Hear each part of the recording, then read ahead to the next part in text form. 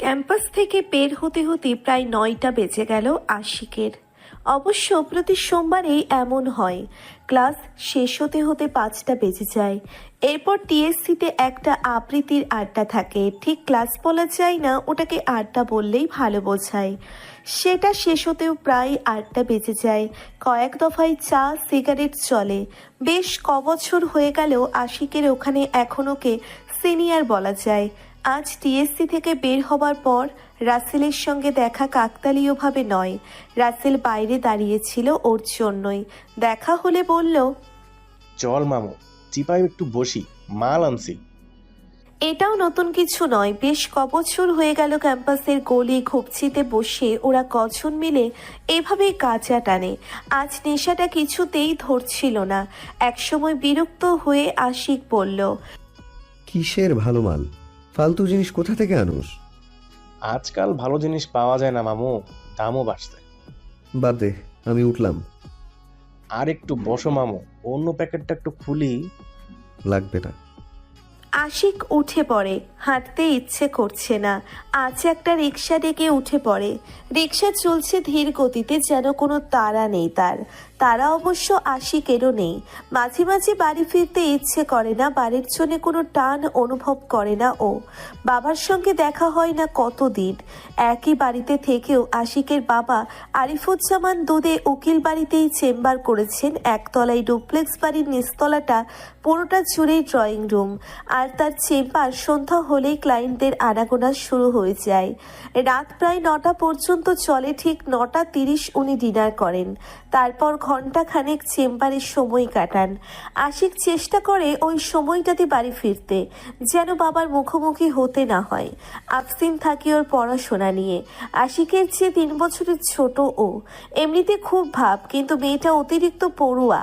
আশিক ঘোলাটে চোখ এদিক ওদিক তাকায়। চারিদিকে আবছা অন্ধকার, সোডিয়াম লাইটের হলদেটে আলোয় সবকিছু কেমন অপার্থিব লাগে।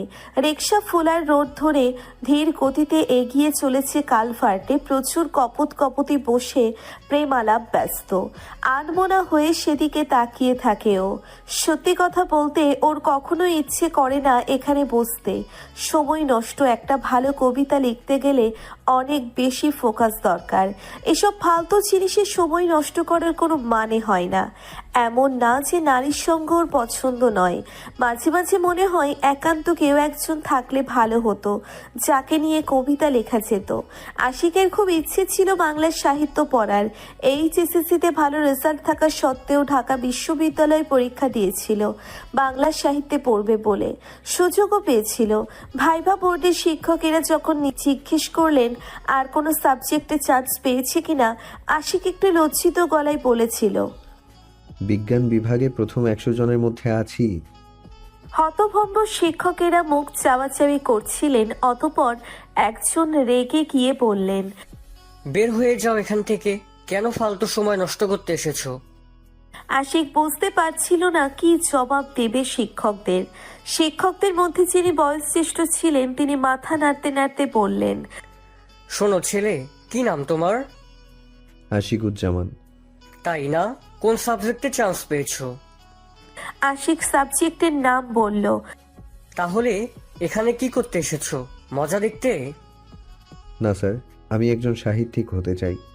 সাহিত্যিক হয়ে কি করবে? চাকরি বাকরি কিছুই পাবে না। হতাশায় গাঁজা খাওয়া শুরু করবে, বুঝতে পেরেছো? আশিকের প্রায় মুখে চলে এসেছিল যে স্যার গাঁজা তো এখনো খায়, কিন্তু ভয়ে সে কথা বলতে পারেনি। স্যারেরা কিছুতেই ওকে ভর্তি নিলেন না। বুঝিয়ে সুচিয়ে বিদায় করে দিলেন। ওর মন খারাপ দেখে বাবা বলেছিলেন, এত মন খারাপ করার কিছু নেই, তুমি চাইলে যে কোনো সাবজেক্টে পড়েই সাহিত্যিক হতে পারবে। তোমার ইচ্ছা এবং ডেডিকেশনটা ইম্পর্টেন্ট। কবি নজরুল, শরৎচন্দ্র, নিহার রঞ্জন গুপ্ত, ওনারা কেউই বাংলা সাহিত্যে অনার্স করেননি, কিন্তু তারা কালজয়ী সাহিত্যিক হয়েছেন। যে সাবজেক্টে চান্স পেয়েছো সেখানেই পড়ো। একবার মাস্টার্স পাশ করে ফেললে আমি আর তোমাকে সাহিত্যিক হওয়া থেকে আটকাবো না। অগত্যা বাধ্য হয়েই আশিককে সাহিত্যের আশা বাদ দিয়ে বিজ্ঞান নিয়ে পড়াশোনা শুরু করতে হলো। ভর্তি হলো ঠিকই, কিন্তু পড়াশোনায় মন বসাতে পারল না। কোনো মতে সেকেন্ড ক্লাস হাতে রেখে ফাইনাল ইয়ার পর্যন্ত চলে গেল। তবে সাহিত্য চর্চাও কখনোই ছাড়েনি, নিজের মতো করে পড়াশোনা করেছে। এছাড়াও ডিপার্টমেন্টের যে কোনো সাংস্কৃতিক অনুষ্ঠান সভাপতিত্ব করার দায়িত্ব ওর শুরু থেকেই এই দায়িত্ব নিজের কাঁধে তুলে নিয়েছে এবং সফলও হয়েছে। শতভাগ ডিপার্টমেন্টের কোনো অনুষ্ঠান ওকে ছাড়া হয় না। সামনেই নবীন বরণ, এবার ব্যতিক্রম কিছু করার ইচ্ছে আশিকের। ওই নিয়ে অন্যমনস্ক হয়ে ভাবতে ভাবতে হঠাৎ লক্ষ্য করলো রিক্সা ফুলার রোড থেকে বেরিয়ে ডান দিকে যাচ্ছে, অথচ যেতে হবে বামে। আশিক নীল খেতে যাবে বলে রিক্সা করেছে, কেন যেন রিক্সাওয়ালাকে কিছু বলতে ইচ্ছে করছে না। আশিক ওর গেরুয়া রঙের চাদরটা গায়ে আরেকটু ভালো করে জড়িয়ে নিল। নভেম্বরের মাঝামাঝি শীত পড়তে শুরু করেছে। হঠাৎই রোকিয়া হলের উল্টো দিকে দাঁড়িয়ে থাকা একজনকে দেখে ওর চোখ আটকে গেল। ছিপছিপে গরনের একটা মেয়ে, মুখ দেখা যাচ্ছে না। সোডিয়াম লাইটের আলোতে খোলা চুলগুলোকে সোনালি আভা। আশিক চেয়ে রইল অপলক। কবিতা লিখতে ইচ্ছে করছে, কিন্তু মাথায় একটা লাইনও আসছে না। নেশাটা বোধহয় ধরতে শুরু করেছে, মাথাটা কেমন ফাঁকা ফাঁকা লাগছে। আশিক বিড়বিড় করে বলল, সমস্ত দিনের শেষে শিশিরের শব্দের মতন সন্ধ্যা আসে। ডানার রৌদ্রের গন্ধ মুছে ফেলেছিল। পৃথিবীর সব রং নিভে গেলে পাণ্ডুলিপি করে আয়োজন। তখন গল্পের তরে জোনাকির রঙে ঝিলমিল সব পাখি ঘরে আসে। সব নদী ফুরোয় এই জীবনের সব লেনদেন। থাকে শুধু অন্ধকার, মুখোমুখি বসিবার। কে তুমি? মীরা রাস্তার ধারে দাঁড়িয়ে আছে অনেকক্ষণ। শুভর কোনো দেখা নেই। এর মধ্যে ফোন করেছে দুবার। শেষবার বলল 2 মিনিটের মধ্যে আসছি। সেটারও মিনিট 5 হয়ে গেছে। মীরা ঘড়ি দেখলো, 9টা বেজে 5। বোধহয় বৃষ্টি হবে। কেমন ঠান্ডা বাতাস দিচ্ছে। শীতকালের বৃষ্টি ঠান্ডাটাকে আরো বাড়িয়ে দেয়। শীত করছে। মীরার মনে গায়ের ওড়নাটা একটু টেনে চড়িয়ে নিল। রাস্তা পার হলেই ওর হল টিউশনি শেষ করে প্রতিদিন এখানে এসে দাঁড়ায়। মীরা শুভ লাইব্রেরি থেকে বের হলে একবার দেখা করে, যে যার বাড়িতে ফিরে যায়। এই নিয়মটা মীরাই করেছে। গত 1 বছর ধরে ওদের সম্পর্ক। শুভ মীরার 2 ব্যাচ সিনিয়র, যদিও সম্পর্কের ব্যাপারে আগ্রহটা প্রথমে শুভর দিক থেকেই এসেছিল। তবু মীরার মনে হয় শুভ বোধহয় ওর ব্যাপারে সিরিয়াস না। তা না হলে এত রাত করে এভাবে কাউকে দাঁড় করিয়ে রাখে। হঠাৎ ভীষণ অভিমান হলো মীরার, যখন মনে হলো আর নয়, এবার রাস্তা পার হয়ে চলে যাবে। ঠিক তখনই দূর থেকে শুভকে আসতে দেখা গেল। কোনো তাড়াহুড়ো নেই, ধীরে সুস্থে পকেটে হাত দিয়ে হেঁটে আসছে। সেটা দেখে রাগ আরো হলো মীরার। এত দেরি করে এলো কোথায়? দৌড়তে দৌড়তে আসবে, এসে সরি বলবে তা নয়, হেলে তুলে আরাম করে আসছে মহারাজ। এবং সত্যি সত্যি আসার পর একবার সরি বলল না, বরং বলল, কিছু খাবে? ঠান্ডা পড়ছে, চলো কফি খাই। না, আমি চলে যাব। তাহলে এতক্ষণ দাঁড়িয়ে রইলে কেন? তোমাকে এটা দিব বলে। মীরা ওর ব্যাগের ভেতর থেকে একটা বই বের করে শুভর হাতে দিল। টিউশনের টাকা পেয়েছো? হুম। কেন কিনলে আমার জন্য? আমি তো তোমাকে কিছু দেই না। তুমি দাও না, সেটা তোমার ব্যাপার। আমার ভালো লাগে।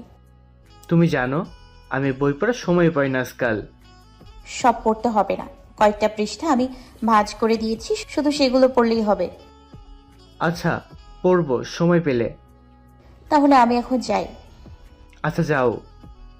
আর এক দফা মন খারাপ হলো মীরার। শুভ একটুও জোর করলো না, এমনকি রাস্তা পার করিয়ে দিতে চাইলো না। কি ক্ষতি হতো ওর হাত ধরে রাস্তা পার করিয়ে দিলে? আবার ফিরে আসতে হতো এদিকে, তাতে কি? ভালোবাসলে কি মানুষ এইটুকু করতে পারে না? মীরার খুব ইচ্ছে করে শুভ খুব কেয়ার করুক। হলের গেটে পৌঁছে মীরা পেছন ফিরে তাকালো। ভেবেছিল শুভ হয়তো ওখানেই দাঁড়িয়ে আছে, কিন্তু না, ও হাঁটতে শুরু করেছে আগের মতো পকেটে হাত দিয়ে। মাথা নেড়ে নেড়ে হাঁটছে, সম্ভবত কানে হেডফোন গুজে দিয়েছে। মীরা একটা দীর্ঘশ্বাস ফেলে হলের ভিতর ঢুকে পড়ল। ক্লাস শুরু, সবাই হাততালি দিচ্ছে। ছেলেরা কেউ কেউ শীষ বাজাচ্ছে, কেউ বা ডেস্কে হাত দিয়ে শব্দ করছে। নুরনাহার ম্যাডাম অগ্নি দৃষ্টিতে আশিকের দিকে তাকিয়ে আছেন। আচমকাই তিনি হুঙ্কার দিয়ে উঠলেন। সাইলেন্ট। হঠাৎ করেই ক্লাসরুমে পিনপতন নীরবতা নেমে এলো। আজও আশিকের ক্লাসে ঢুকতে দেরি হয়ে গেছিল। অনুমতি নিয়ে বসতে যাবে তার আগেই ম্যাডাম জিজ্ঞেস করলেন, সিডেটিভ হিপনোটিক এর পার্থক্য বলো। আশিক ভ্যাবাচাকা খেয়ে গেল। এমন নয় যে উত্তরটাও জানে না, কিন্তু আচমকা প্রশ্ন করাই সব কেমন তালগোল পাকিয়ে গেল। হঠাৎই একটা কবিতার লাইন মনে পড়ে গেল। মনে পড়তেই ভীষণ হাসি পেল। ম্যাডাম থমথমে গলায় বললেন, তুমি হাসছো কেন? ম্যাডাম, একটা কবিতার লাইন মনে পড়ে গেল তাই। কবিতা? What is the relevance? না মানে আমি উত্তরটা জানি, কিন্তু আপনি জিজ্ঞেস করায় ভুলে গেছি, এই আর কি। কি লাইন? জি, লাইনটা বলো। তুমি যখন প্রশ্ন করো আমি করি অধিক ভুল। ক্লাসে হাসির গুঞ্জন উঠল। এই কবিতা তুমি পুরোটা জানো? জি জি ম্যাডাম। শোনাও দেখি। আশিককে চুপ করে থাকতে দেখে ম্যাডাম আবার হুঙ্কার দিলেন। আশিক শুরু করলো এবং মিনিট খানেকের মধ্যেই ক্লাসের সবাই হাততালি দিয়ে শেষ বাজানো শুরু করলো। কিন্তু ততক্ষণে আশিকের নেশা ধরে গেছে। ও বলেই যাচ্ছে, তুমি যখন প্রশ্ন করো আমি কি তোমায় ভালোবাসি, অন্ধকারে লুকিয়ে মুখ আমি নিজের মনেই হাসি। উত্তরে কি বলবো বলো, বিশ্বকোষেও হয়তো নেই, উথাল পাথাল খুঁজে মরি, কোথায় যোগ্য শব্দ পাই। জানো কি এই প্রশ্নে তোমার হঠাৎ থামে নদীর ধারা, আকাশখানি কালো করে মেঘে ঢাকা সন্ধ্যা তারা, তার চেয়েও গভীর ঘন লজ্জা ঢাকে আমার মুখ, পাইনে খুঁজে একটি কথাও শঙ্কা ভয়ে কাঁপে বুক। এতদিনেও বোঝনি যে আজ বোঝাবো কোন ভরসায়, না বলা সেই ছোট্ট কথা, না বলা সেই ছোট্ট কথা, বলিনি কি কোনো ভাষায়, বলিনি কি এই কথাটি তোমার দিকে নীরব চেয়ে, এই গান কি সারা জীবন জীবন দিয়ে যায়নি গে, সেই কথা তো জানে ভালো শিশির ভেজা ভোরের ফুল, তুমি যখন প্রশ্ন করো আমি করি অধিক ভুল। সবাই ভেবেছিল আজকে হয়তো প্রলয়ঙ্কারী কিছু একটা হবে, কিন্তু প্রখর ব্যক্তিত্ব সম্পন্ন নুরুন্নাহার ম্যাডাম যথাযথভাবেই ক্লাস শেষ করলেন। শুধু ক্লাস শেষে আশিককে দেখা করতে বললেন। পরবর্তীতে জানা গেল আশিককে একটা 5000 শব্দের অ্যাসাইনমেন্ট লিখে কালকে সকাল 8টার মধ্যেই ওনার টেবিলে রাখতে বলেছেন। এসবে অবশ্য বিশেষ কিছু বদলালো না, শুধু তার পরের দিন থেকে ম্যাডামের নাম শিশির ভেজা ভোরের ফুল হয়ে গেল। অনেকক্ষণ ধরে রসিয়ে রসিয়ে আশিকের গল্পটা মীরাকে বলার পর মীরার দিকে তাকালো শুভ। ও ভেবেছিল মীরা হয়তো অনেক মজা পাবে, হাসবে খুব করে, কিন্তু ও হাসলো না, কেমন গম্ভীর হয়ে গেল। তারপর আচমকাই প্রশ্ন করলো, তুমি কি আমাকে ভালোবাসো শুভ? আমি তোমাকে কি গল্প শোনালাম আর তুমি কি প্রশ্ন করলে? তোমার গল্প আমি শুনেছি, এবার আমার প্রশ্নের উত্তর দাও। এই প্রশ্নটা কেন করলে? তোমার মনে হয় আমি তোমাকে ভালোবাসি না? মীরা জবাব দিল না, মন খারাপ করে বসে রইল। শুভ নরম গলায় বলল, দেখো মীরা, আমি হয়তো অন্য ছেলেদের মতো প্রেমের কথা বলতে পারি না, তার মানে এই নয় যে আমি তোমাকে ভালোবাসি না। আচ্ছা ঠিক আছে, তোমাকে একটা জিনিস দেখাই, তাহলে তুমি বুঝতে পারবে। কি জিনিস? শুভর ব্যাগের ভেতর থেকে একটা ডায়েরি বের করলো, তারপর শেষ পাতাগুলো খুলে মীরার সামনে মেলে ধরে বলল, এখানে আমি আগামী 5 বছরের প্ল্যান করেছি। ঠিক আর 2 বছর পর আমরা বিয়ে করব। আমার থিসিসটা শেষ হলেই এরপর পিএইচডির জন্য বাইরে যাব আমরা দুজনে একসঙ্গে। তুমি আমার সাথে গ্রাজুয়েশন ওখানে শেষ করবে। মীরা হতভম্ব হয়ে গেল। একদিকে ওর ভালো লাগছে যে শুভ বিয়ের কথা ভেবেছে, অন্যদিকে মনে হচ্ছে ও পুরো প্ল্যানটা করেছে। নিজের কথা ভেবে মীরা তো বাইরে যেতে চায় না, ও এখানে থেকে চাকরি করতে চায়, ওর ফ্যামিলিকে সাপোর্ট করতে চায়। একবারও ওর সঙ্গে কথা না বলে এত প্ল্যান প্রোগ্রাম করে ফেললো, আর এখন বলছে এটা ভালোবাসার প্রমাণ? কি অদ্ভুত। আজ মীরার মনটা অসম্ভব খারাপ। ল্যাব না থাকায় ক্লাস শেষ করে আজ শুভর সঙ্গে বেরিয়েছিল দুজনে মিলে একটা রেস্টুরেন্টে বসেছিল।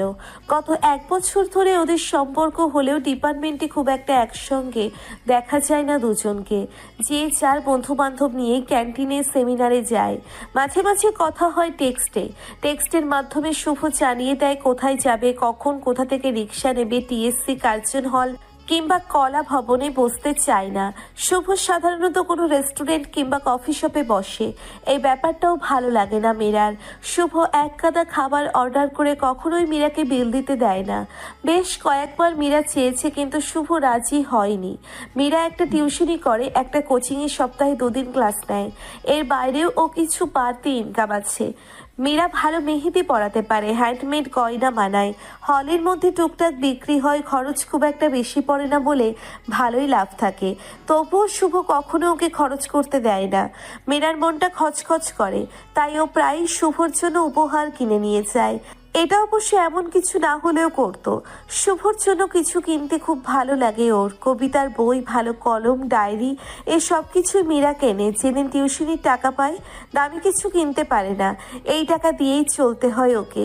মীরা চেষ্টা করে বাড়ি থেকে টাকা না নিতে, যদিও প্রতি মাসেই বড় চাচা বিকাশ করে দেন যত্ন করে। সেই টাকাটা জমিয়ে রাখে ও। ওর খুব শখ একদিন নিজের একটা হ্যান্ডমেড গয়নার দোকান দেবে। মীরার শৈশব কৈশোর কেটেছে ময়মনসিংহে। ওদের নিজেদের বাড়ি ওখানে, স্কুল কলেজ ওখান থেকেই শেষ করেছে।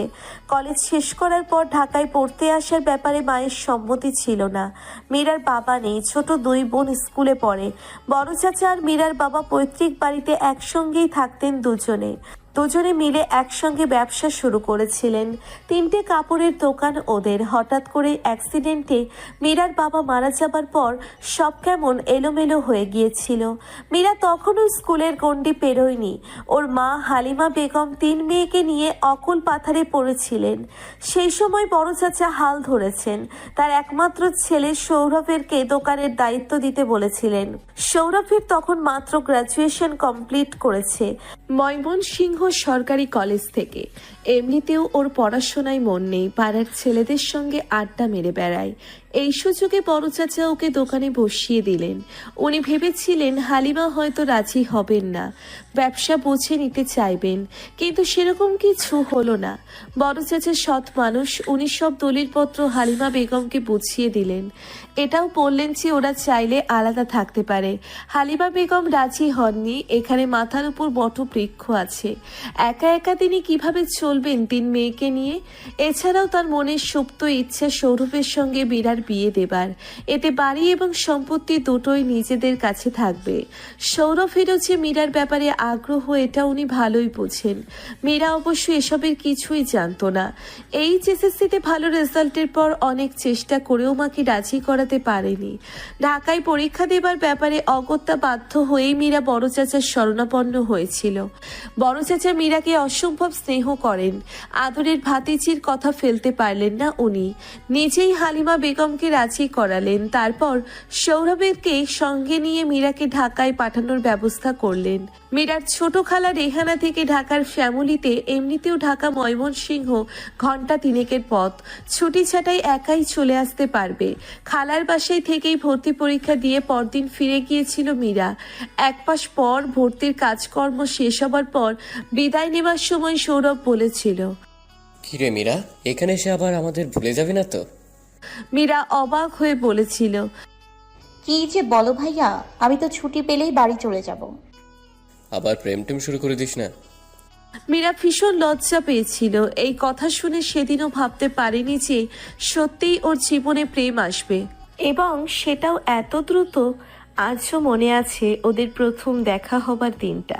মীরা তখনও হলে সিট পায়নি। শ্যামলীতে উঠেছিল খালার বাসায়। ঢাকার রাস্তাঘাট ভালো চেনে না। প্রথম দিনের ক্লাসের উত্তেজনায় সারা রাত ঘুমাতে পারেনি। সকাল সকাল রওনা দেবার পরও দেরি হয়ে গিয়েছিল। 8টায় ক্লাস। মীরা ডিপার্টমেন্টে ঢুকলো 8:30টায়। ক্লাসরুম কোথাও জানে না। সিঁড়ি দিয়ে উঠতে গিয়ে স্যান্ডেল ছিঁড়ে গেল। হঠাৎ করেই কান্না পেয়ে গেল মীরার। কি করবে কিছুই বুঝতে পারছিল না। ঠিক তখনই সামনে থেকে একজন পড়ল। First year. মীরা টলটলে চোখ নিয়ে তাকালো। জি। তোমাদের ক্লাসরুম তো অন্যদিকে, তুমি এখানে কি করছো? মীরা জবাব দিল না, হাতের উল্টো পিঠ দিয়ে চোখ মুছল। ছেলেটা হাসতে হাসতে বলল, স্যান্ডেল ছিঁড়ে ফেলেছো? আরও হয়তো কিছু বলতো, কিন্তু মীরার অবস্থা দেখে আর সাহস করলো না, বরং বলল, জাহাঙ্গীর আলম স্যারের ক্লাস দেরি হয়ে গেলে আর ঢুকো না, স্যার ভীষণ রাগ করেন। তার চেয়ে বরং রাস্তার উল্টো দিকে একজন জুতো সারাই করার লোক আছে, তার কাছে গিয়ে স্যান্ডেলটা ঠিক করে নাও। উল্টো দিকে কোথায়? আচ্ছা চলো, আমি নিয়ে যাচ্ছি। আপনি নিয়ে যাবেন? আমি শুভ, তোমাদের 2 ব্যাচ সিনিয়র। তোমার নাম? মিরানা ইসলাম। খুব সাধারণভাবে ওদের পরিচয়টা হলেও তখন মীরার প্রথম কৈশোরে চোখ ভরা রঙিন স্বপ্ন। শুভকে ভীষণ ভালো লেগেছিল ওর, তবে ঠিক প্রেমে পড়েনি। ওর কিছুদিন পর থেকেই থার্ড ইয়ারের রেশমা আপা প্রায়ই ওদের ক্লাসে আসতেন গল্প করতে। একদিন মীরাকে আড়ালে ডেকে নিয়ে জিজ্ঞেস করলেন, শুভকে তোর কেমন লাগে রে? আমার? হ্যাঁ। শুভ ভাইকে ভালো। কেন আপু? ও তোকে পছন্দ করে। তোর অ্যান্সারটা যদি হ্যাঁ হয় তাহলে আমাকে জানিয়ে দিস। ভীষণ নার্ভাস হয়ে গিয়েছিল মীরা। সেদিন ওর এই অবস্থা দেখে রেশমা আপা হাসতে হাসতে বলেছিলেন, ঠিক আছে, এখন কিছু বলতে হবে না, কাল জানালেই হবে। যদিও শুভ পরদিন পর্যন্ত অপেক্ষা করেনি, বিকাল নাগাদ ফোন করেছিল। মীরা এড়িয়ে যেতে পারেনি শুভকে। ভালো না লাগার কোনো কারণ ছিল না। শুভ দেখতে সুন্দর সচ্ছল পরিবারের ছেলে, রেজাল্টও সেরকম ভালো। এরপর থেকে প্রতিদিন ফোনে কথা হতো। আস্তে আস্তে সম্পর্কের গভীরতা বাড়ল, কিন্তু ওদের সম্পর্কটা বরাবরই টলটলে দিঘির জলের মতন। সেখানে সমুদ্রের উত্তলতা নেই, নেই কোনো উথাল পাথাল জোয়ার ভাঙা প্রেম। তবুও মীরা শুভকে ভালোবেসেছে, কখনো কোনো দ্বিধা দ্বন্দ্ব রাখেনি নিজের ভেতরে। তবে আজ মনে হলো শুভ হয়তো ওকে সেইভাবে ভালোবাসেনি। তা না হলে কিভাবে শুধু নিজের কথা ভেবে ফিউচার প্ল্যান করছে। শুভের আগামী 5 বছরের পরিকল্পনা দেখে মীরার গম্ভীর হয়ে গিয়েছিল। শুভ অবাক হয়ে জিজ্ঞেস করেছিল, কি হলো, তোমার ভালো লাগেনি? তোমার মতো আমারও কিন্তু আগামী 5 বছরের কিছু প্ল্যান আছে। জরুরি না যে তোমার সাথে সেটা মিলবেই। মীরা ভেবেছিল কথা শুনে হয়তো শুভ পাল্টা জিজ্ঞেস করবে, তোমার প্ল্যানগুলো কি? কিন্তু শুভ বিশেষ একটা পাত্তা দেয়নি। এতে আরো মন খারাপ হয়েছিল মীরার। রেস্টুরেন্ট থেকে বের হয়ে শুভ রিক্সা করে দিল। মীরা ইচ্ছে করেই হলের গেটে না নেমে উল্টো দিকে নামলো। ততক্ষণে বিকেলের আলো মিলিয়ে গেছে, গাঢ় অন্ধকারে নেমেছে চারিদিকে। মীরা অনেকক্ষণ দাঁড়িয়ে রইল। ও জানে আজ আসবে না, একটু আগে ওর সঙ্গে দেখা হয়েছিল। ও জানে আজ শুভ আসবে না, একটু আগেই ওর সঙ্গে দেখা হয়েছে। তবু দাঁড়িয়ে থাকতে ভালো লাগছে। খুব হাহাকার করছে বুকের ভিতরটা। মনে হচ্ছে কেউ একজন আসুক, যার জন্যে আজন্ম অপেক্ষা করা যায়। আরে মামু, শয়তানের হজ পালন নাকি? আশিককে লাইব্রেরি থেকে বের হতে দেখে রাসেল এগিয়ে এসে প্রশ্নটা করলো। আশিক একটু লজ্জা পেল, তারপর বলল, আরে ধুর, কালকে সকাল 8টার মধ্যে অ্যাসাইনমেন্ট জমা না দিলে ম্যাডাম আমার খবর করে ফেলবে। 50 ঊর্ধ্ব নূরনাহার ম্যাডামকে দেখে অন্তরাত্মা খাঁচা ছাড়া হয়ে যায় সবার। মাঝারি উচ্চতা, বব কাটা চুল, মোটা ফ্রেমের চশমা আর শাড়ির সঙ্গে রানিং শু, তার উপর তার গমগমে কণ্ঠস্বর। ছাত্ররা তো কোনো ছাড়, শিক্ষকরাও অবধি সমঝে চলেন তাকে। এইরকম একজনের নাম হয়ে গেল শিশির ভেজা ভোরের ফুল। ম্যাডাম জানতে পারলে আশিকের আর অনার্স পাশ করা লাগবে না। রাসেল মজা করে বলল, ম্যাডাম তো বইটা গেছে মনে হয়। আশিক হাসতে হাসতে বলল। এটাও তো কম ভয়ের কথা না। দুই বন্ধু কিছুক্ষণ প্রাণ খুলে হাসলো। রাসেল বলল, প্রিন্ট আউট নিছোস? এখনো না, কিছু কারেকশন আছে, বাসায় গিয়ে নিব। যাবি নাকি একটু চিপায়? আজকে না, মাথা ব্যথা করছে। চল না, 2টা টান মারলে মাথা ব্যথা চলে যাইব। আচ্ছা চল। শীতের সন্ধ্যাগুলো দ্রুত নামে। আজ আবার একটু মেঘও করেছে, তাই চুপ করেই অন্ধকার নেমে গেল। সেই সঙ্গে যুক্ত হলো উত্তরে হাওয়া। আজ আশিক উঠে পড়েছে। রাত বাড়ার আগেই গায়ের গেরুয়া চাদরটা আরো একটু ভালো করে জড়িয়ে নিয়ে হাঁটতে লাগলো। অন্ধকারে রাতের ক্যাম্পাসে হাঁটতে ভালো লাগে ওর। আশিক অন্যমনস্ক হয়ে হাঁটতে লাগলো। বেশ কিছুদিন ধরে কয়েকটা কবিতার অনুবাদ নিয়ে কাজ করছিল, কিছুতেই পছন্দসই হচ্ছিল না। ক্রসিংটা পার হয়ে এক মুহূর্তের জন্য থমকে দাঁড়ালো। রাস্তার উল্টো দিকে মেয়েটা দাঁড়িয়ে আছে, আজও মুখ দেখা যাচ্ছে না। আশিক ঘোর লাগা চোখে তাকিয়ে রইল।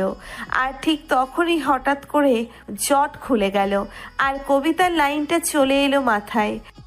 চুম্বনে প্রমাণ প্রেমের নাই বা দিলে হে প্রিয়, অধরের কম্পনে তব সম্মতিটুকু শুধু দিও।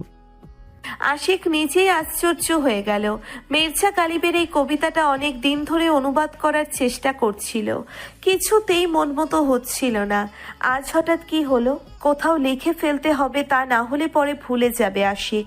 ফোন বের করে মেসেজ অপশানে গিয়ে টাইপ করে রাখলো। চকিতে একবার তাকিয়ে দেখলো মেয়েটা এখনো দাঁড়িয়ে আছে। মনে হলো একবার রাস্তা পার হয়ে গিয়ে ধন্যবাদ দেওয়া উচিত। আশিক ধীর পায়ে রাস্তা ধরে এগোতে লাগলো। আর ঠিক তখনই লক্ষ্য করলো মেয়েটাও রাস্তা পার হয়ে উল্টো দিকে আসছে। ঠিক মাঝামাঝি জায়গায় এসে এক মুহূর্তের জন্যে পাশ ফিরে তাকালো আশিক। না, মেয়েটা অন্যদিকে মুখ ফিরিয়ে আছে। আজও মুখটা দেখা হলো না।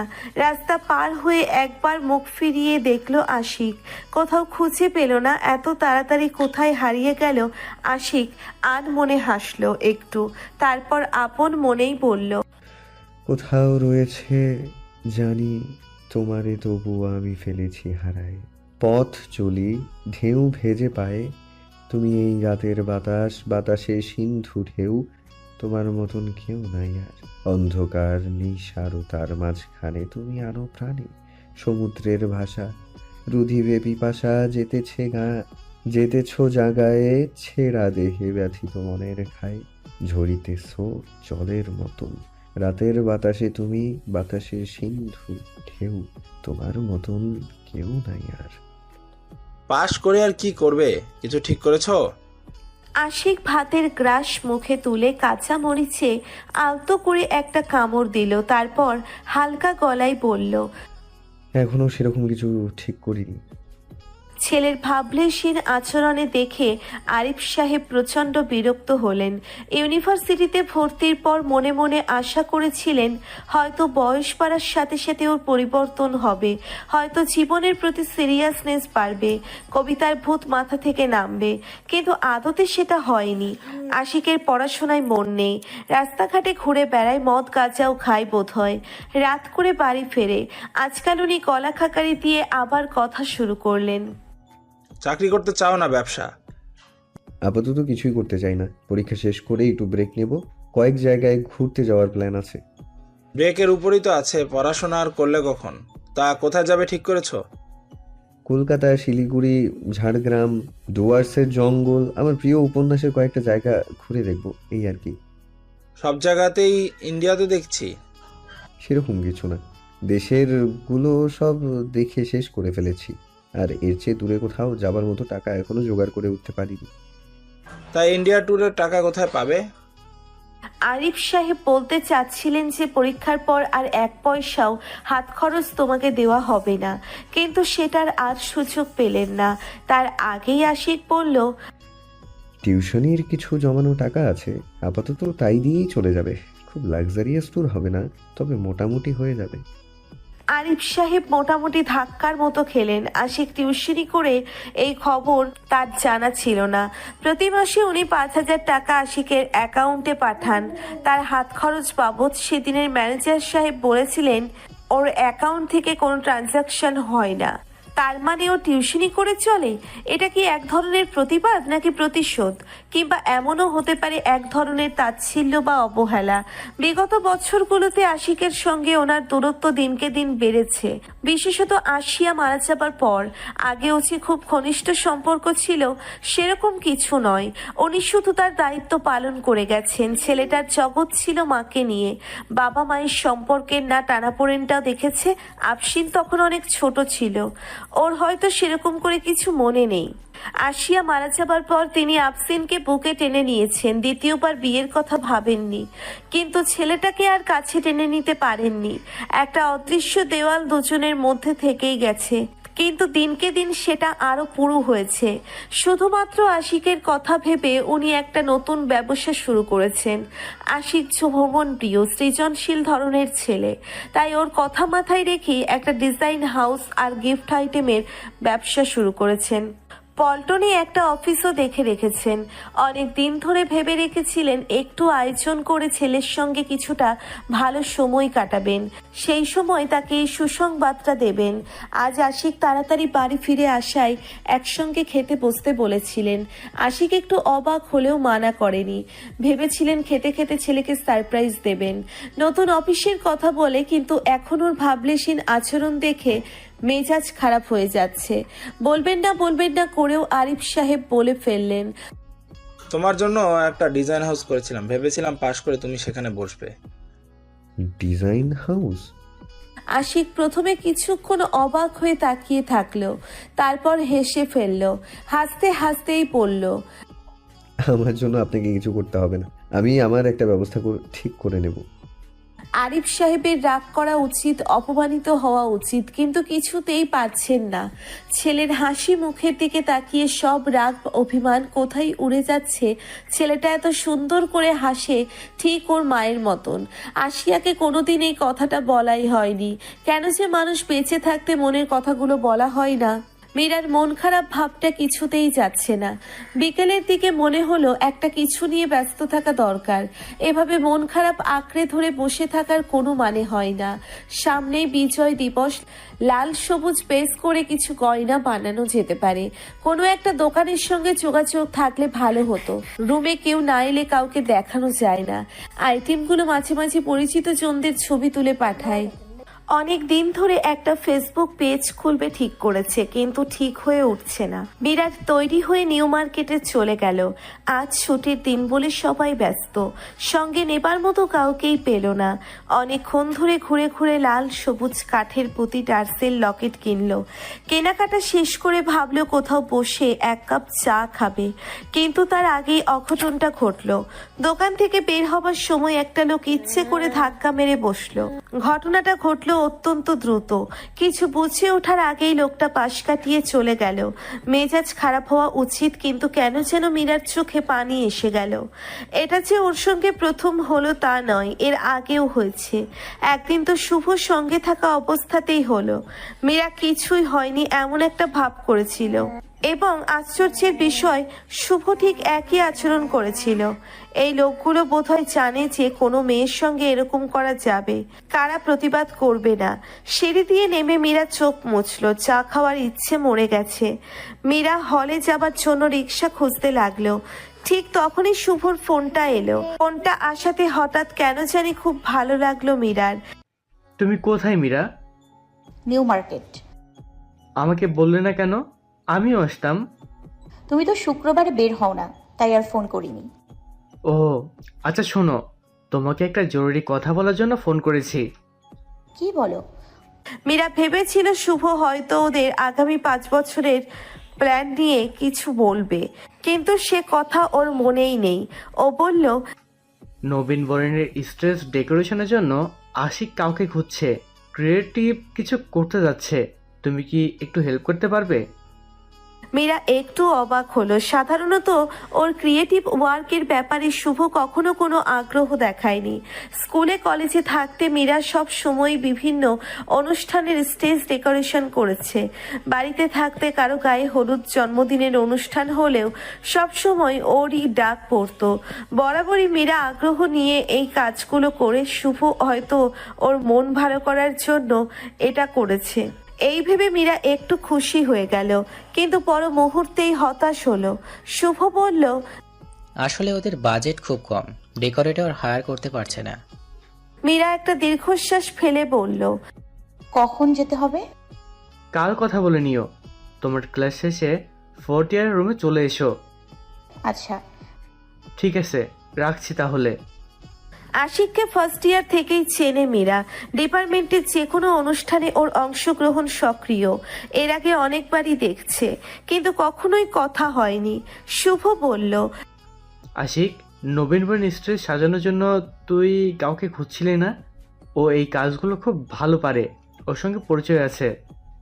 আশিককে আগেও দেখেছে মীরা, আজ ভালো করে লক্ষ্য করে দেখলো লম্বা শ্যামলা মতন একটা ছেলে, মাথা ভর্তি কোকড়ানো চুল, পরিশ্রমী চেহারা, হাসিটা খুব অমায়িক। আশিক অপরাধী মুখ করে বলল, নাম ভুলে গেছি, দুর্বল মেধা, স্মরণে রেখেছি মুখ, কাল রজনীতে চিনব তোমায়, আপাতত স্মৃতিভোগ। তোর গার্লফ্রেন্ড না? শুভ মাথা নেড়ে বলল, ভাইয়া আমার নাম মীরা। পারবে তুমি আপু কাজটা করতে? পারবো ভাইয়া, আমি আগে করেছি। তাহলে তো ভালোই হলো। কি ধরনের থিম করতে চান ভাইয়া? এখনো পুরো ফাইনাল করিনি, কালকে বিকেলে বসো আমাদের সঙ্গে, তোমাকে লেআউট দিয়ে দেবো, আর তোমার কি কি ম্যাটেরিয়ালস লাগবে আমাকে জানিয়ে দিও। তবে আগেই বলে রাখছি, আমাদের বাজেট খুবই কম। অবশ্য কম বলে ভুল হবে, ডেকোরেশনের জন্য কোনো বাজেটই নেই, শুধুমাত্র স্টেজ তৈরি করার জন্য যেটুকু লাগবে তাই দেয়া হয়েছে। সমস্যা নেই, হয়ে যাবে। কালকে কখন আসবো ভাইয়া? তোমার ক্লাসের পরে আসো, আমরা সাধারণত টিএসসিতে বসি। জি আচ্ছা। মীরা বিদায় নিয়ে চলে গেল। রাসেল রুমে ঢুকতে ঢুকতে বলল, আরে মামু, এইবার তো নবীন বরণের আগে থেকেই তোমার আশেপাশে সুন্দরী মাইয়ারা ঘুরতেছে। কথা অবশ্য মিথ্যা নয়, প্রতি বছর নবীন বরণের পর কিছু মেয়ে আশিকের প্রেমে পড়ে। ওর সাবলীল উপস্থাপনা, সুন্দর কণ্ঠস্বর আর আন্তরিক ব্যবহার সবাইকে মুগ্ধ করে। আশিক অবশ্য বিশেষ পাত্তা দেয় না, এসব পিচ্ছি মেয়েদের চোখে ঘোর থাকে। দুদিন পরেই সে ঘোর কেটে যায়। কথা শুনেও বিরক্ত গলায় বলল, আরে ধুর, এটা তো শুভর গার্লফ্রেন্ড। শুভর ভাই রাম কপাল, এমন একটা মাল পাইছে, যেমন চেহারা তেমন ফিগার, ভাইরে ভাই। চুপ থাক, ফালতু কথা বন্ধ কর। আশিক ধমকের সুরে বলল, আরে চেতস কেন, তোর গার্লফ্রেন্ডের তো আর কই নাই। আমার গার্লফ্রেন্ডকে নিয়ে এই কথা বললে আমি তোর মুখ ভেঙে দিতাম। রাসেল একটু চমকালো, কিন্তু কিছুই বলল না। আশিক ওই রকমই দিয়াশলাইয়ের মতন এমনিতে ঠিকই থাকে, হঠাৎ করে দপ করে চলে ওঠে। বিশেষত মেয়েদের ব্যাপারে কোনো ধরনের বাজে কথাও একেবারেই সহ্য করতে পারে না। রাসেল পরিবেশ হালকা করার জন্যে বলল, মাপ চাই দোস্ত, মাপ চাই। তোরে মামু কই, তোর গার্লফ্রেন্ডের মা কমু, খুশি তো? আশিক কিছু বলল না, তবে ওর মাথা গরম ভাবটা আজকে কেন যেন দূর হলো না।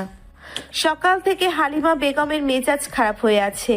এমনিতেই বাড়ির সমস্ত কাজ তাকে করতে হবে। বড় ভাবি পায়ের উপর পা তুলে বসে থাকে, তার উপর আজকে আবার এমন একটা ঘটনা ঘটালো।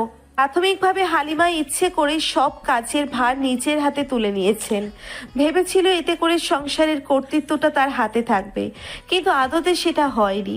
বড় ভাবির সম্পূর্ণ নিয়ন্ত্রণ নিজ হাতে নিয়েছিল। টাকার হিসাব থেকে শুরু করে বাজারের ফর্দ সবকিছুই তার হাতে, এমনকি কি রান্না হবে সেটাও তিনিই ঠিক করে দেন। আগে দুই চা ভাগাভাগি করে রান্না করত। হালিমা ইচ্ছে করেই পুরো কাজের দায়িত্ব নিজের কাঁধে তুলে নিয়েছিল, যাতে করে পুরো দখলদারিটা তার হাতে থাকে। কিন্তু লাভের লাভ কিছুই হয়নি, বরং কাজের চাপ বেড়েছে। আজকাল তো নিজেকে বাড়ির কাজের বুয়া মনে হয়, তবু তাতে দাঁত চেপে সহ্য করেছিল, শুধু এই ভেবে যে একদিন তো পুরো কর্তৃত্বটা তার মেয়ের হাতেই আসবে, সেদিন সেও দেখিয়ে দেবে মাতব্বারি কাকে বলে। কিন্তু সকালে যে খবরটা পেল তাতে তার মাথা ঘুরে গেছে। বড় ভাবি নাকি সৌরভের বিয়ে ঠিক করেছেন, আজ সন্ধ্যায় পাত্রী দেখতে যাবেন। সকাল সকাল এসে দুপুরের রান্নার মেনু দিয়ে সেইখানে সুসংবাদও শুনিয়ে গেছেন। সুসংবাদ না ছাই, ইচ্ছে করছে চুলোয় পানি ঢেলে দিতে। এর মধ্যে তার ছোট মেয়ে সুমনা এসে বলল, হালিমার মাথায় মাথায় আগুন ধরে গেল। কোনো মতে মেয়ের হাতে চা দিয়ে কড়াই খুন্তি আছড়ে ফেলে জোরে জোরে বলল, তোর চাচিকে গিয়ে বল আমার শরীর ভালো নেই, আজ রান্না হবে না। পাশের ঘর থেকে মীরার বড় চাচি সব শুনলেন, মুখ বেঁকিয়ে বললেন, কিসের এত পোড়ানি মনে হয় আমি বুঝি না। নিজের মেয়েকে মৌচাকের মহারানী বানাতে চেয়েছিল, এখন চাকে ঢিল পড়েছে, খা মৌমাছির কামড়। হালিমা রেগে মেগে ঘরে গিয়ে মেয়েকে ফোন দিল। মায়ের ফোন পেয়ে মীরা বেশ অবাক হলো। সাধারণত এই সময় মা খুব ব্যস্ত থাকে, ফোন করলেও ধরতে ইচ্ছে করে না। ফোন করে বলল, কেমন আছো মা? হালিমা সে কথার জবাব না দিয়ে পাল্টা প্রশ্ন করলো, তুই সৌরভকে কিছু বলেছিস? আমি কি বলবো, আমার সঙ্গে তো কতদিন কথাই হয় না। একটু কথা বললে কি এমন ক্ষতি হয়? এখন ভালো হয়েছে না, অন্য জায়গায় বিয়ে ঠিক করে ফেলেছে। ভাইয়ার বিয়ে নাকি? এটা তো ভালো খবর। মীরা আনন্দিত গলায় বলল। হালিমা তেলে বেগুনে জ্বলে উঠল, চিৎকার করে বলল, তাহলে তোর কি হবে? এর সঙ্গে আমার কি সম্পর্ক? রাগে হালিমার কথা বন্ধ হয়ে গেল। মীরা বার দুয়েক হ্যালো হ্যালো বলে বুঝলো মা ফোন রেখে দিয়েছে। আর একবার ফোন দিতে আর সাহসে কুলালো না। 7-5 ভেবে মীরা সৌরভকে ফোন দিল। দুটো রিং হতেই সৌরভ ফোন ধরে খুশি খুশি গলায় বলল, কিরে মীরা, কি খবর তোর? ভালো। ভাইয়া তোমার নাকি বিয়ে, কিছু জানালে না যে? যাই হোক, কংগ্রাচুলেশনস, আমি খুব খুশি হয়েছি। Thank you. তোকে কি বললো? মা ফোন করেছিল। আচ্ছা, তাই বল। ভাইয়া একটা কথা বলবো? হ্যাঁ বল না। মা মনে হয় ঝামেলা করতে পারে। আমারও তাই মনে হয়। দেখ মীরা, তুই তো জানিস তোকে আমি ছোটবেলা থেকে পছন্দ করতাম। তুই ঢাকা যাবার পর চাচিকে সে কথা বলেছিলাম। চাচি খুব খুশি হয়েছিল, বাবার সঙ্গে কথা বলেছিল এই বিষয়ে। বলো কি, এত কিছু হয়েছে? হ্যাঁ, এই জন্যই আমি যখন শুভর ব্যাপারটা জানতে পারি আমার খুব রাগ হয়েছিল। শুধু রাগ না, এক ধরনের ভয়ও হয়েছিল, তুই যদি খারাপ কারো হতে পারিস। কিন্তু শুভর ব্যাপারে খোঁজ আমি নিশ্চিত হয়েছি, শুভ খুব ভালো ছেলে। মীরা একটু লজ্জা পেল, তারপর বলল, তুমি এত খোঁজ খবর নিয়ে ফেলেছো? নিব না কেন? তুই আমাদের বাড়ির মেয়ে, তোর প্রতি আমাদের একটা দায়িত্ব আছে। বড় চাচাও কি ঝামেলা করবে? জানি না, এটা দিয়ে আমি একটু টেনশনে আছি। কিছু হবে না, চাচি সব ম্যানেজ করে নেবে। মেয়েটা কে ভাইয়া? ও রত্নার কথা বলছিল। ওকে তো তুই চিনিস, মিজানের ছোট বোন। আচ্ছা আচ্ছা, স্কুলে আমাদের এক ব্যাচ সিনিয়র ছিল। কি করে হলো ভাইয়া? এই হয়ে গেল আর কি, তোর মতোই। খুব ভালো হয়েছে, আমি খুব খুশি হয়েছি। শোন মীরা, বিয়ের সব দায়িত্ব কিন্তু তোর, সব কিন্তু তোকে করতে হবে। সে তুমি না বললো আমি করব, আমাকে জানিও কি হলো। আচ্ছা রাখছি এখন। মীরার মনটাই ভালো হয়ে গেল। অনেক রাত পর্যন্ত যখন সৌরভের কোনো ফোন এলো না, মীরা ভাবলো হয়তো ফিরতে দেরি হচ্ছে। কিন্তু পরদিন সকালবেলা মায়ের কথা শুনে মীরার মাথায় আকাশ ভেঙে পড়ল। মা জানালো বড় চাচা ওই মেয়ের সঙ্গে বিয়েতে রাজি না। তার ইচ্ছে হচ্ছে মীরার সঙ্গে সৌরভের বিয়ে হোক। এই তারিখ মীরা বাড়ি এলে ওদের কাবিন করিয়ে ফেলা হবে। মীরা কি বলবে কিছুই বুঝতে পারল না। মায়ের সঙ্গে কথা বলে যতটা না মন খারাপ হয়েছিল, শুভর সঙ্গে কথা বলে মীরার আরো বেশি মন খারাপ হয়ে গেল। শুভ ব্যাপারটাকে পাত্তাই দিল না, হাসতে হাসতে বলল, ভালোই তো, আমাকে ইনভাইট করো, কিন্তু মীরার ভীষণ কষ্ট হলো কথাটা শুনে। শুভ সব সময় ওকে ওর ইচ্ছেকে এত হালকাভাবে কেন নেয়? মীরা কথা বাড়ালো না, ইচ্ছে করে অন্য প্রসঙ্গে দু একটা কথা বলে উঠে গেল। মন খারাপ নিয়েই বিকেলবেলা টিএসসি গেল। বাকিরা এখনো এসে পৌঁছয়নি। আশিক একাই বসেছিল ক্যাফেটেরিয়ায়। ওকে দেখে বলল, বসো মীরা, কিছু খাবে? না ভাইয়া। চা খাও। চা খাওয়া যায়। আশিক হাতের ইশারায় চা দিতে বলল। এখানে সবাই ওকে চেনে।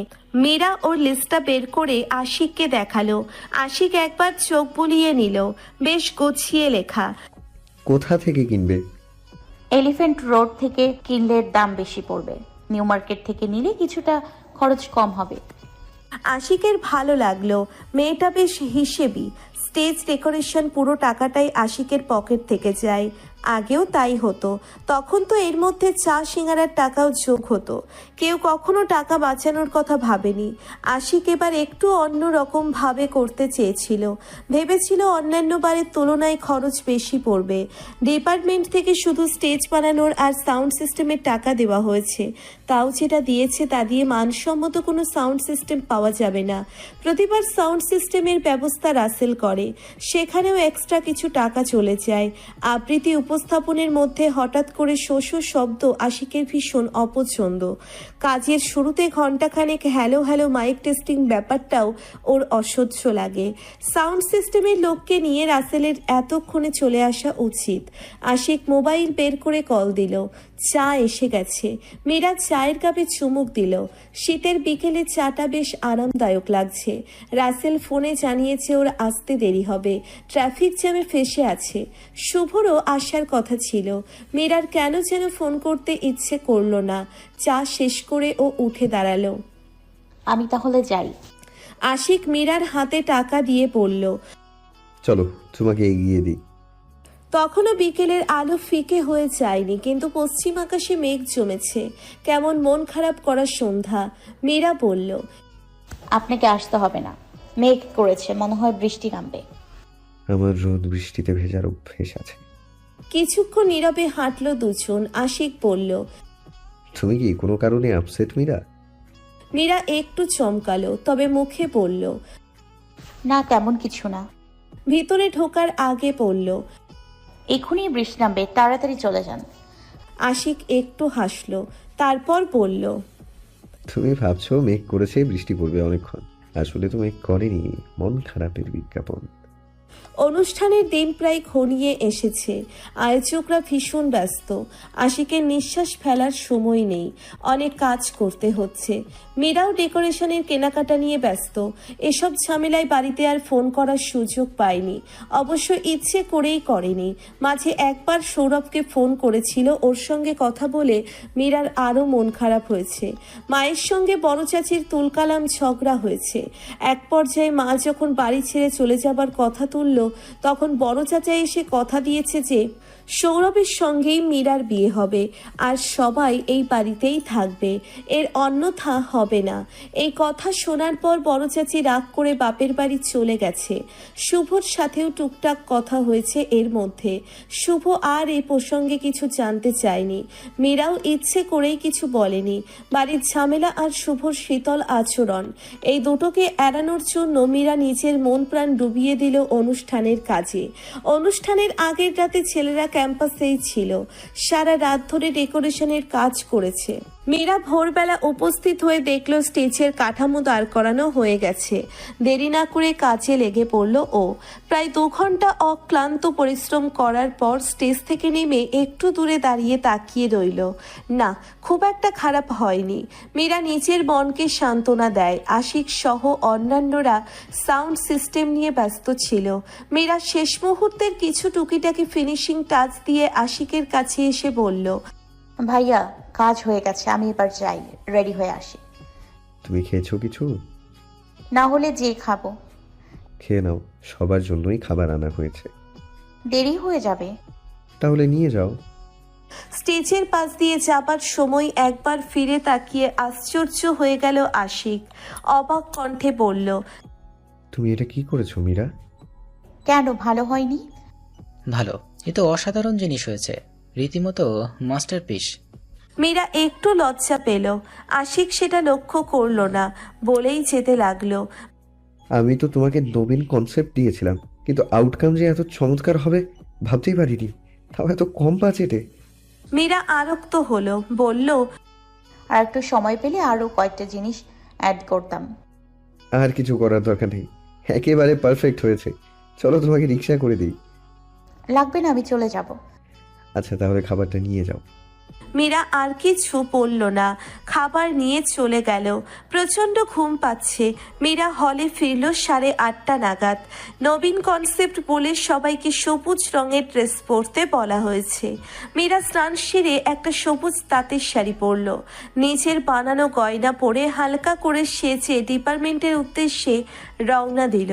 শুভর সঙ্গে কথা হয়নি বেশ কদিন। গতকাল ওর IELTS পরীক্ষা ছিল। সাধারণত পরীক্ষা পরীক্ষার আগে ফোন করলেও বিরক্ত হয়। ইয়ার ফাইনালের সময়ও কখনো ফোন করে না। মীরাই মাঝে মাঝে ফোন করে খোঁজ খবর নিত। এবার মীরা আর ফোন দেয়নি। ভেবেছিল হয়তো অনুষ্ঠান শুরু হলে আসবে, কিন্তু দুপুর পর্যন্ত শুভকে দেখা গেল না। পুরো প্রোগ্রাম খুব ভালো হয়েছে।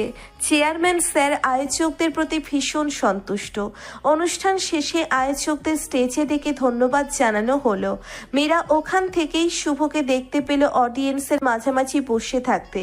স্টেজ থেকে নেমে ও আর শুভর কাছে গেল না, ফিরে যাবার জন্য কোচকাচ করতে লাগলো। তারপর সব গুছিয়ে আশিকের কাছে গিয়ে বলল, ভাই আমি আজকে আসি। এখনই চলে যাবে? আর কোন কাজ আছে? না, কাজ নেই, এখন তো সেলিব্রেশন হবে। তোমাকে অসংখ্য ধন্যবাদ মীরা, তুমি না থাকলে এত সুন্দর করে কাজটা শেষ করা যেত না। মীরা জবাব দিল না। ওর ফোনে একটা টেক্সট এসেছে। মীরা ফোন বের করে দেখলো শুভ মেসেজ পাঠিয়েছে। লিখেছে, প্রোগ্রাম নিয়ে এতই ব্যস্ত যে আমাকে দেখতেও পাও না। মীরা হতভম্ব হয়ে গেল। ও নিজেই যোগাযোগ করছে না, উল্টে এখন মীরাকে শোনাচ্ছে। মীরা মেসেজ সেন্ড করে রেখে দিল, রিপ্লাই দিল না। আশিককে বলল, তারপর আর দাঁড়ালো না।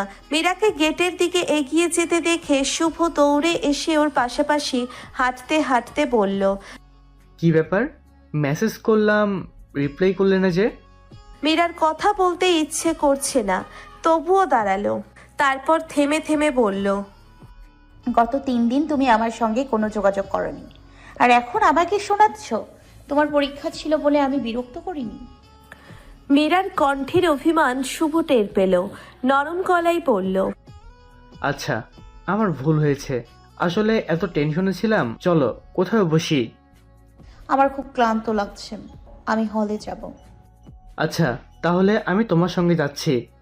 মীরা কিছু বলার সুযোগ পেল না। তার আগেই দেখলো রাসেল দৌড়তে দৌড়তে আসছে। এগিয়ে এসে হাঁপাতে হাঁপাতে বলল, মীরা, শুভ, তাড়াতাড়ি আয়, আশিক ডাকছে। আশিক যে জায়গাটায় দাঁড়িয়ে আছে সেখানে ছোটখাটো একটা জটলা।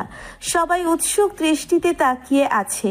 ওরা এগিয়ে যেতেই আশিক বলল, গাইজ, দুটো গুড নিউজ আছে। সবাই হৈ হৈ করে উঠল। কারোই আর তর সইছে না। এতক্ষণ ধরে সবাই অপেক্ষা করেছিল। আশিক হাত তুলে বলল, প্রথমটা হচ্ছে চেয়ারম্যান স্যার এই প্রোগ্রামের এক্সট্রা ফান্ড অ্যালোকেট করেছেন, কাজেই আমরা যে যা খরচ করেছি সেটা পেয়ে যাব। আর দ্বিতীয়ত হলো, সামনে 21শে ফেব্রুয়ারিতে আরো বৃহৎ পরিসরে একটা অনুষ্ঠান করতে বলা হয়েছে এবং আমাকে এই টিম নিয়েই কাজ করতে বলেছেন স্যার। তো গাইজ, আগে আমরা 5 জনের টিম ছিলাম, আমি, রাসেল, সুমন, মারুফ, রিপন, আর এবার থেকে আমাদের নতুন টিম মেম্বার মীরাকে সবাই ওয়েলকাম করো। সবাই হাততালি দিয়ে উঠল। হঠাৎ করেই মীরার মনে জমে থাকা কদিনের সমস্ত মেঘ কেটে গেল। মেঘ কেটে গেল ঠিকই, তবে বর্ষণ শুরু হলো। মীরা টের পেল ওর চোখ ভিজে উঠছে। মনে হচ্ছে এই জীবনেই প্রথমবার কেউ কে ওর কাজকে মূল্যায়ন করছে। ক্যাম্পাস জুড়ে শীতের সন্ধ্যা নেমেছে। একটু আগেও ডিপার্টমেন্টের পেছনের বারান্দায় হৈ হৈ আর উল্লাসে মেতেছিল একদল ছেলে।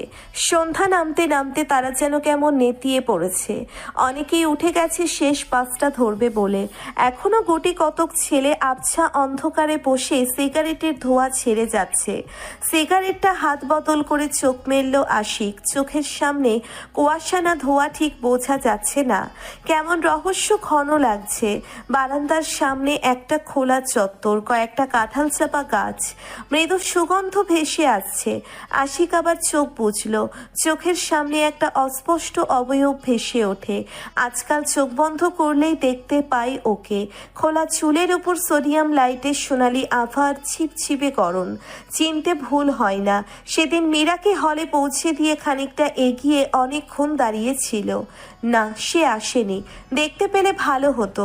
মাথার মধ্যে এলোমেলো হয়ে ঘুরতে থাকা টুকরো টুকরো শব্দগুলো কি করে যেন একে একে এসে জুড়ে যায়। কবিতার লাইনগুলো ফুটে ওঠে। আশিক ইচ্ছে করেই খোঁজে না ওকে। থাক, আড়ালেই থাক না, অনেকটা ওই কবিতার মতন। তোমাকে যখন দেখি তার চেয়ে বেশি দেখি, যখন দেখি না শুকনো ফুলের মালা যেরকম বলে দেয় সে এসেছে। চড়ুই পাখিরা জানে আমি কার প্রতীক্ষায় বসে আছি। এলাচের দানা জানে কার ঠোঁট গন্ধময় হবে। তুমি ব্যস্ত, তুমি একা, তুমি অন্তরাল ভালোবাসো। সন্ন্যাসীর মতো হাহাকার করে উঠি, দেখা দাও দেখা দাও, পর মুহূর্তেই ফের চোখ মুছি, হেসে বলি তুমি যেখানেই যাও আমি সঙ্গে আছি। বারংবার আপত্তি করা সত্ত্বেও শুভ মীরাকে হলে যেতে দিল না, একটা রেস্টুরেন্টে নিয়ে গেল। আজ মীরাকে কিছুতেই ছাড়তে ইচ্ছে করছে না, বারবার ওর দিকে চোখ আটকে যাচ্ছে। গাঢ় সবুজ শাড়ি, ঘন ভ্রু পল্লব আর ভেজা গোলাপি ঠোঁটের কোণে ঈষৎ ঝরে পড়া অভিমান। মনের কোণে নিষিদ্ধ কিছু ইচ্ছে উকি দিচ্ছে বারবার। কোণার দিকে একটা টেবিল খুঁজে মীরাকে নিয়ে বসলো শুভ। কিছু খাবে? না, জুস খাও। ইচ্ছে করছে না, তুমি ইচ্ছে হলে খাও। তাহলে চা দিতে বলি? একটু অবাক হলো মীরা। শুভ সাধারণত এত কেয়ারিং ভাব দেখায় না। মীরা এবার একটু নরম হলো, বলল, হ্যাঁ, চা খেতে পারি। শুভ এক গাদা খাবার অর্ডার করলো। কথা আরম্ভ করতে যাবে তখনই মীরার ফোন রিং বাজলো। মীরা ফোন বের করে একটু অবাক হয়ে গেল। শুভ চোখের ইশারায় জানতে চাইলো কে। মীরা ফোন ধরার আগেই বলল, আশিক ভাই। বিরক্ত লাগছে শুভর, এতক্ষণ তো ওদের সঙ্গেই ছিল, আবার ফোন করার কি হলো? মীরা কল রিসিভ করে বলল, জি আশিক ভাই। শুভ কি তোমার সঙ্গে আছে মীরা? জি আছে। ওকে একটু দাও তো। দিচ্ছি। মীরা ফোন এগিয়ে দিল। শুভ ফোনটা কানে ঠেকিয়ে বলল, হ্যালো। হ্যাঁ শুভ, কালকে আমরা প্রোগ্রামের সাকসেস সেলিব্রেট করছি, সন্ধ্যার সময় চলে আসিস। তোরা এনজয় কর, আমি এসে কি করব? তোকে ছাড়া তোর গার্লফ্রেন্ডকে নিয়ে এনজয় করবো? এত সাহস আমাদের আছে নাকি? চলে আসিস সন্ধ্যাবেলা। মীরা অন্য পাশের কথা কিছু শুনতে পাচ্ছে না, তবে শুভকে দেখে বেশ বুঝতে পারছে যে ও খুশি হয়েছে। মীরা জানতে চাইলেও হালকা গলায় বলল, তেমন কিছু না, প্রোগ্রামের সাকসেস সেলিব্রেশন হবে সন্ধ্যায়, আমাকে যেতে বলেছে তোমার সঙ্গে। মীরার খুব ভালো লাগলো। আশিকের এই ব্যাপারগুলো ওর বেশ লাগে। কেমন একটা প্রচ্ছন্ন দূরত্ব বজায় রাখে সব সময়। এই এতগুলো দিন ধরে একসঙ্গে কাজ করেও একটু অস্বস্তি বোধ করেনি। মনে আছে প্রথম যেদিন টিএসসিতে একসঙ্গে বসলো সবাই, আশিক তখনও এসে পৌঁছয়নি। রাসেল সহ আরো দুজন ছিল। সেদিন ক্যাফেটেরিয়ায় বসা হয়নি, খোলা চত্বরে বসেছিল গোল হয়ে। মারুফা আর রিপন গল্প করছিল। মীরাকে দেখে শুধু হেসেছিল একবার তাকিয়ে। রাসেল খুব আগ্রহ নিয়ে বলল, বস মীরা। মীরা একটু দূরত্ব রেখে বসলো। এই ছেলেটার চাহনি ওর ভালো লাগে না। ওর দিকে না তাকিয়েও বুঝতে পারছে রাসেল ওকে আপাতমস্তক স্ক্যান করছে। মীরা অস্বস্তি নিয়ে বলল, ভাইয়া আমি একটু ক্যাফেটেরিয়া থেকে আসছি। চলো, আমিও তোমার সঙ্গে যাই। চা খাবা তো? মীরা কি বলবে বুঝতে পারল না, তবে সামনে তাকিয়ে দেখলো আশিক হেঁটে আসছে। একটা স্বস্তির নিঃশ্বাস ফেললো ও। আশিক কাছাকাছি এসে বলল, তোরা এখানে কি করিস? চল ক্যাফেটেরিয়াতে যাই। সেদিন অনেক রাত পর্যন্ত মিটিং হয়েছিল। যেহেতু মীরার কাজটা স্টেজ নিয়ে, আর স্টেজের কাঠামো কেমন হবে সেটা ঠিক না হলে বাকি কাজগুলো ঠিক করা যাচ্ছিল না। তাই মীরার অংশ বেশি থাকায় ওকে থাকতে হয়েছিল শেষ পর্যন্ত। সব শেষ করে বেরোতে বেরোতে প্রায় 10টা বেজে গেল। আশিক ওকে হল পর্যন্ত এগিয়ে দিয়েছিল। গেটের ভিতর ঢুকে হঠাৎ পেছন ফিরে মীরা দেখেছিল হলের উল্টো দিকে তাকিয়ে দাঁড়িয়ে আছে আশিক, হাতে জ্বলন্ত সিগারেট, গায়ে জড়ানো গেরুয়া চাদর। আকাশে সেদিন ঘোলাটে চাঁদ। পৌষের নিরালা রাতে খুব অদ্ভুত লেগেছিল দৃশ্যটা মীরার কাছে। মীরা? মীরা চমক ভেঙে তাকালো। কি এত ভাবছো? শুভ জানতে চাইলো। কিছু না। চা খাও, ঠান্ডা হচ্ছে তো। মীরা চায়ের কাপে চুমুক দিল। অতিরিক্ত চিনি দেওয়া ঠান্ডা চা খেতে বিচ্ছিরি লাগছে, কিন্তু কিছু বলা যাবে না। দামি রেস্টুরেন্টের চা খারাপ, অথচ রাস্তার পাশের দোকানের চা ভালো, এ কথা শুনলেই বিরক্ত হয় শুভ। ও সবকিছুর গুণের পরিমাণ করে টাকা দিয়ে। যে জিনিস যত দামি তার গুণগত মান তত ভালো। এই ব্যাপারটা মীরার ভালো লাগে না। ওর নিজের বানানো জিনিসগুলো খুব সস্তা ম্যাটেরিয়াল দিয়ে তৈরি করা, কিন্তু তবু মীরার ভালো লাগে। জিনিসগুলোর মধ্যে একটা স্বতন্ত্র আছে। দু একবার শুভর সঙ্গে এই নিয়ে কথাও বলেছিল, দেখিয়েছিল খুব আগ্রহ করে। শুভ পাত্তা দেয়নি, তারপর থেকে আর দেখায় না। তুমি এত অন্যমনস্ক হয়ে যাচ্ছ কেন আজকে? অন্য মনস্ক না, টায়ার্ড লাগছে। তোমার পরীক্ষা কেমন হলো? সেটাই তো এতক্ষণ ধরে বলার চেষ্টা করছি। মীরা একটা নিঃশ্বাস ফেলে বলল, বলো। আমার স্কোর 6 হলেই চলতো, কিন্তু মজার ব্যাপার হচ্ছে 8.5 এসেছে। বাহ, ভালো তো। তোমার সঙ্গে ব্যাপারটা নিয়ে একটু আলোচনা করতে চাইছিলাম। আমার সঙ্গে? মীরা বেশ অবাক হলো। সাধারণত এসব ব্যাপারে শুভ ওর মতামতকে গুরুত্বই দেয় না। কি বলো? আমি বলছিলাম কি, তুমিও পরীক্ষাটা দিয়েই ফেলো। আমি আমি কেন পরীক্ষা দিব? দেখো, আমার ফাইনাল পরীক্ষার আর 6-7 মাস বাকি আছে। এরপরেই আমি অ্যাপ্লাই করে ফেলবো। তোমার পরীক্ষা দেওয়া থাকলে তোমাকে সঙ্গে নিয়ে অ্যাপ্লাই করতে সহজ হবে। আমাকে সঙ্গে নিয়ে এ কথাটার মানে কি? মানে স্পাউস ভিসা পাওয়া সহজ হবে আর কি। স্পাউস ভিসা পেতে গেলে আগে বিয়ে করা লাগবে। তুমি বাসায় কিছু জানিয়েছো? সে জানিয়ে দিব। না, এইভাবে হবে না। দেখো, কাগজপত্রে বিয়েটা হয়ে থাকলে তো অ্যাপ্লাই করে ফেলতেই পারি, পরে যা হবে দেখা যাবে। এভাবে আমি চাই না। তাহলে কি চাও, আমি তোমাকে রেখেই চলে যাই? দরকার হলে যাবে, কিন্তু আমি এভাবে পড়াশোনার মাঝখানে যেতে চাই না। তুমি ওখানে গিয়ে আবার পড়াশোনা করতে পারবে। মীরা খুব ভালো করেই জানে এভাবে পড়াশোনার মাঝখানে যদিও চলে যায় তাহলে ওর আর পড়াশোনা হবে না। এমন অনেক মেয়েদের কথাও জানে যারা এমনিভাবে পড়াশোনার মাঝখানে দেশের বাইরে চলে গেছে। এখন হয়তো কোনো কফি শপে বা রেস্টুরেন্টে কাজ করে বেঁচে আছে। দেশের সবাই জানে তারা খুব ভালো আছে, কিন্তু সেরকম জীবন মীরা চায় না। ওর খুব ইচ্ছে ছোট 2 বোনকে ঢাকায় নিয়ে আসবে। সুমনা পড়াশোনায় খুব ভালো, ওর খুব ইচ্ছে ডাক্তারি পড়ার। মীরা এমন একটা কাণ্ড করলে ওর 2 বোনের জীবন নষ্ট হয়ে যাবে। ও সেটা কিছুতেই হতে দেবে না। ওর খুব ইচ্ছে ছিল পড়াশোনা শেষ করে একটা চাকরি নিয়ে মা আর 2 বোনকে ঢাকায় নিয়ে আসার।